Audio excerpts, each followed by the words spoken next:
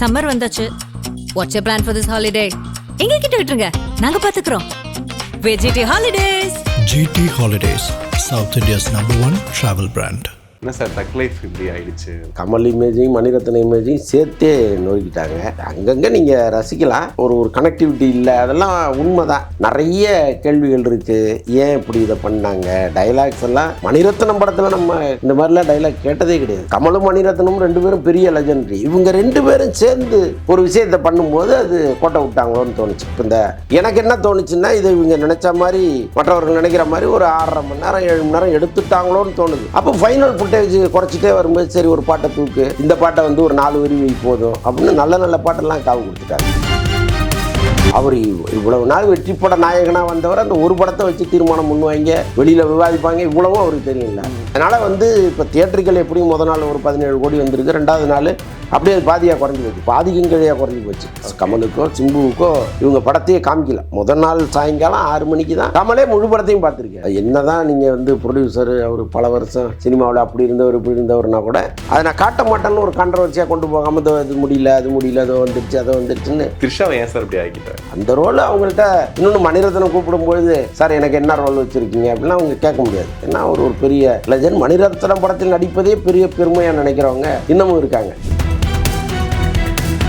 50க்கும் மேற்பட்ட உலக நாடுகளில் 100 கோடிக்கும் அதிகமான ஆகாயம் தமிழ் பார்வையாளர்களுக்கு பேரன்பும் திருநன்றி. உலகெங்கும் வாழும் ஆகாயம் தமிழ் நெஞ்சங்களுக்கு கிறிஸ்டியின் அன்பு வணக்கம். நம்மோடு சினிமா விமர்சக வலைப்பேச்சு அண்ணன் நினைஞ்சிருக்காரு. வணக்கம் சார். வணக்கம். எப்படி இருக்கீங்க சார்? சிறப்பாக இருக்கேன். என்ன சார் தக் லைஃப் இப்படி ஆயிடுச்சு? ஆக்சுவலி பெரிய எக்ஸ்பெக்டேஷன்லாம் இருந்துச்சு மணிரத்னம் மேலேயும் சரி கமல்ஹாசன் மேலேயும். நீங்கள் நிறைய விஷயங்களை பற்றி பேசியிருப்பீங்க. இப்போ வரக்கூடிய மீம்ஸ் எல்லாம் பார்த்துருப்பீங்க.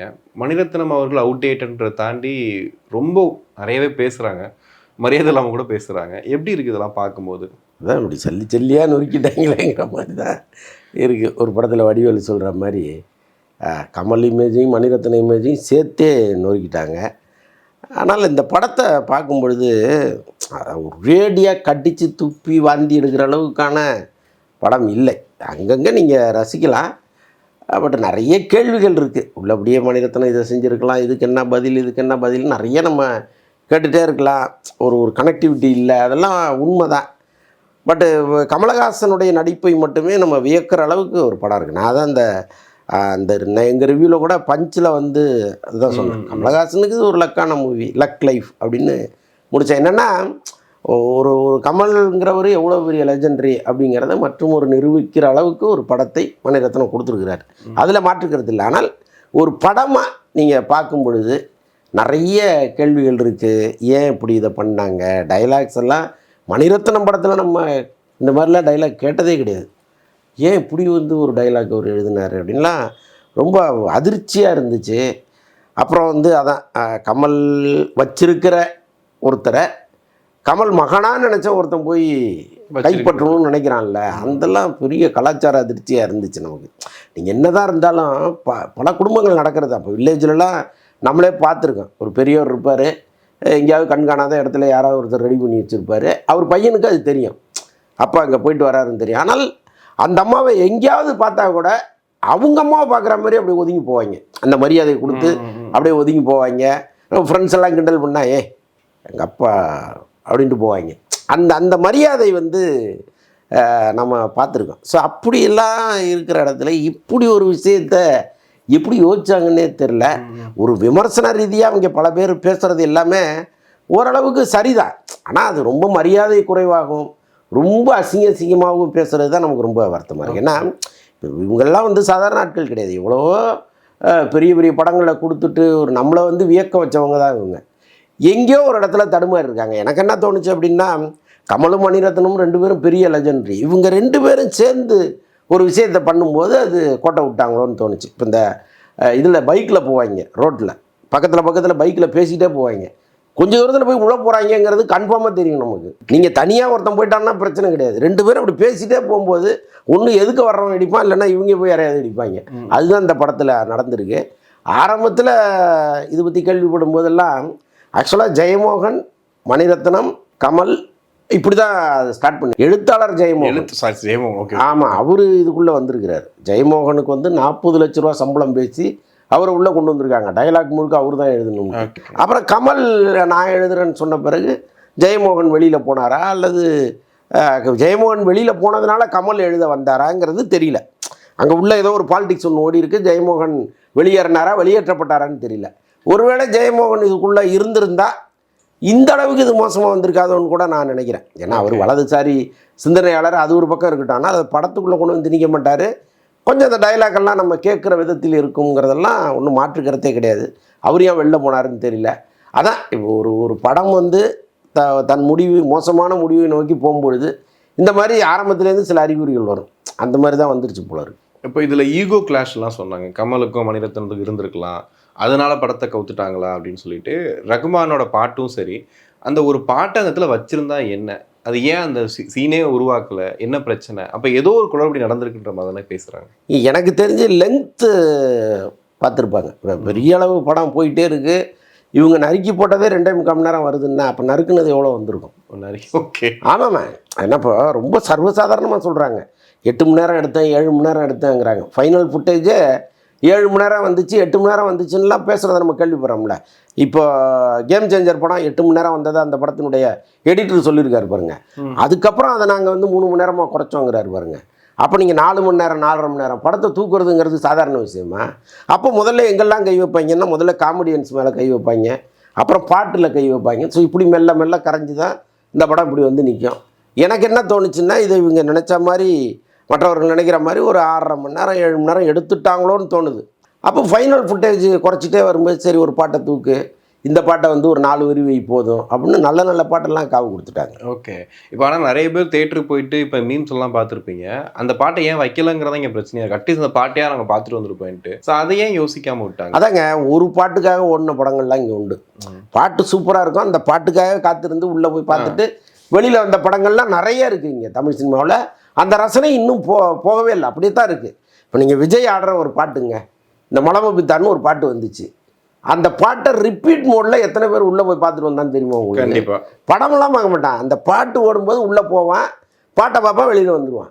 இப்படி வந்து அந்த படத்துக்கு ரிப்பீட்டடாக போன ரசிகர்கள் லட்சக்கணக்கானவர்கள் இருந்தாங்க. ஸோ அப்போ ஒரு பாட்டு வந்து உள்ள ரசிகர்களை இழுக்கும்னு தெரியுது. நீங்கள் அந்த பாட்டு சில நேரம் படத்தில் வந்த பிறகு தான் அடடா இந்த பாட்டு இவ்வளோ பெரிய மேஜிக் பண்ணியிருக்கேன்னு தோணும். ஆனால் இந்த பாட்டு வர்றதுக்கு முன்னாடியே ஒரு பெரிய மேஜிக் பண்ணிடுச்சு. தமிழ்நாடு முழுக்க அந்த பாட்டை, இந்தியா முழுக்க பேசாதவங்களே கிடையாது, தமிழ் தெரிந்தவர்கள் எல்லாரும் இந்த பாட்டை முணுமுணுக்க ஆரம்பிச்சிட்டாங்க.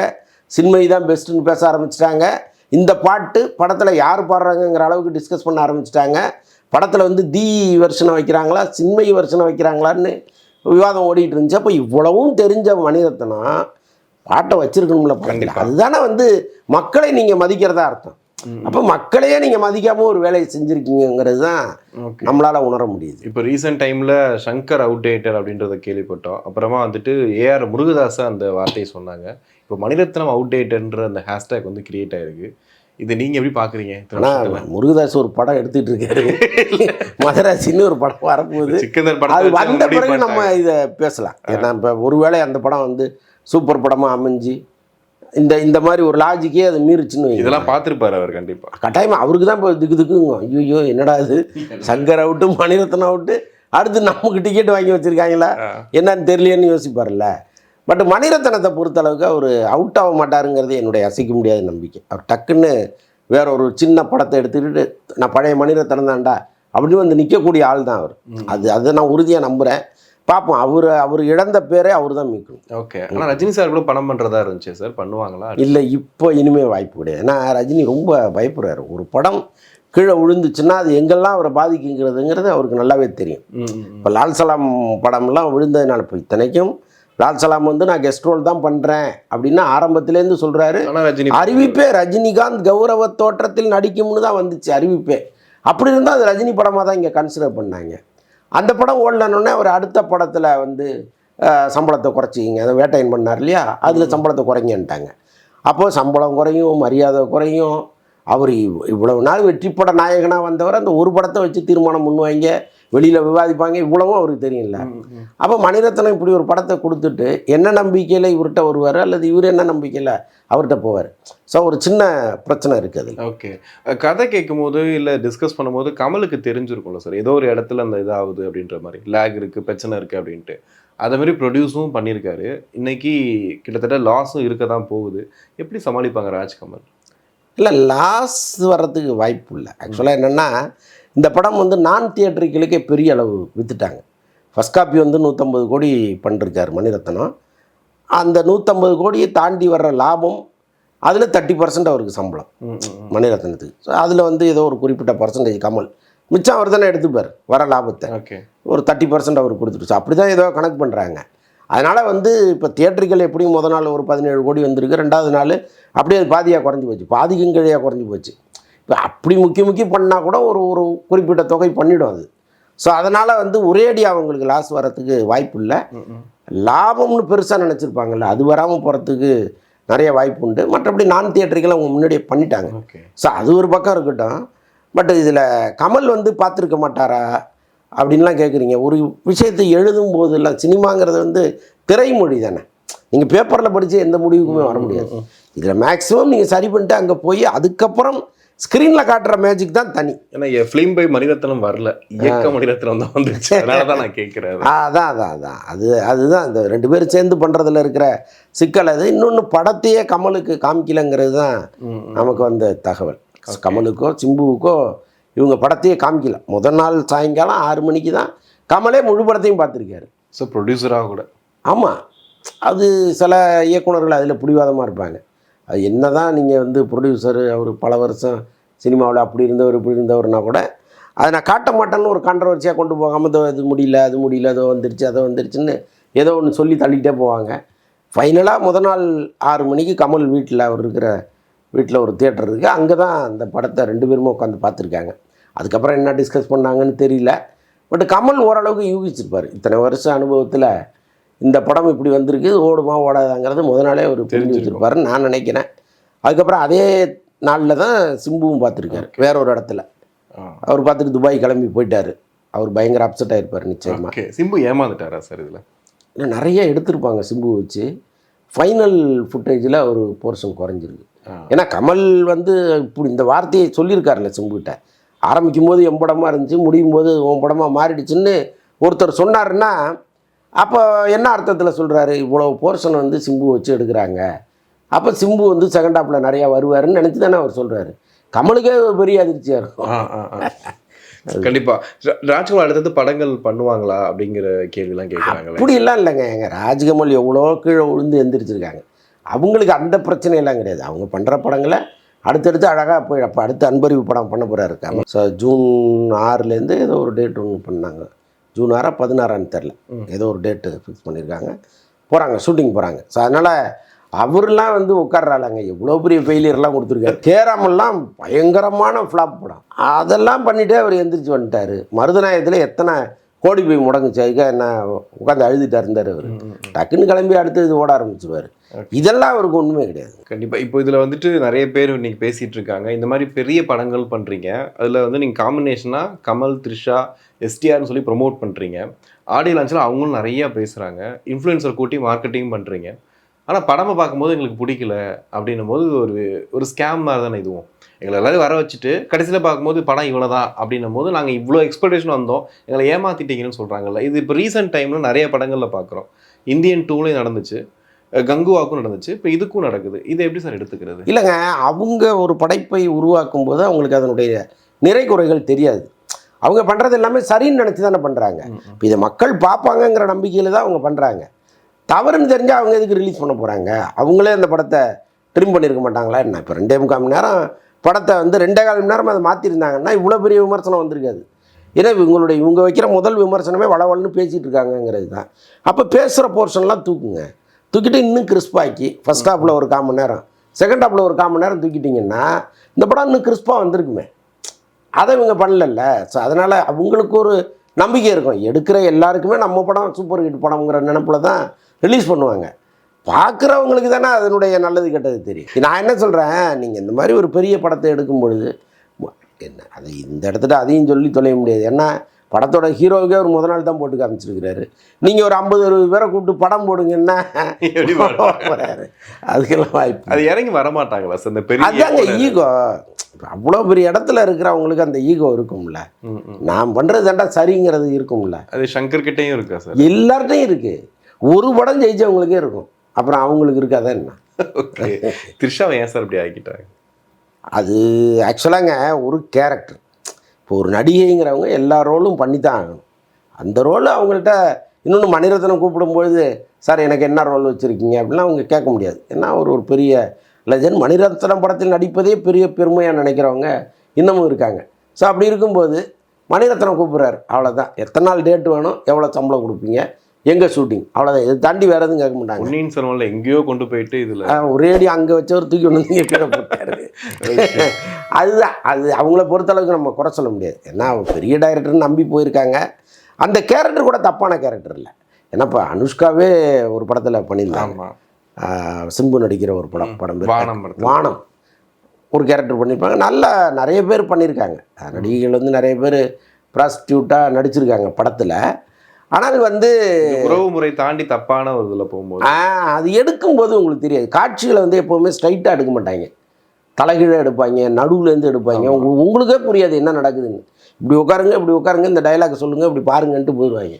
சரி ஏதோ ஒன்று நம்ம பேசுகிறாங்க, ஃபைனலாக வரும்போது தான் ஐயோ இப்படி வந்துருச்சேன்னு தோணும். அந்த மாதிரி தான் அவங்க போய் மாட்டிக்கிட்டாங்க. ஓகே, இதில் இப்போ இந்த மாமனாரின் இன்பவரி பார்ட் 2 இந்த மாதிரிலாம் சொல்கிறாங்களா சார்? இதை எப்படி சார் பார்க்குறது? இல்லை, படம் பார்க்குறவங்களுக்கு எல்லா உரிமையும் இருக்குங்க. அவங்க காசு கொடுத்து பார்க்குறாங்க. அவங்களுக்கு வந்து அந்த கோபம் வரும். அவங்க சொல்கிறது எல்லாமே சரிதான். அதுக்காக வந்து ரொம்ப தரந்தாழ்ந்து பேசுகிறது தான் நமக்கு என்னடா அது இப்படி பேசணுமா அவங்களன்னு தோணுதே தவிர, நீங்கள் இந்த வார்த்தையை கூட நான் தப்புன்னு சொல்ல மாட்டேன். ஏன்னா அதுதானே நடக்குது.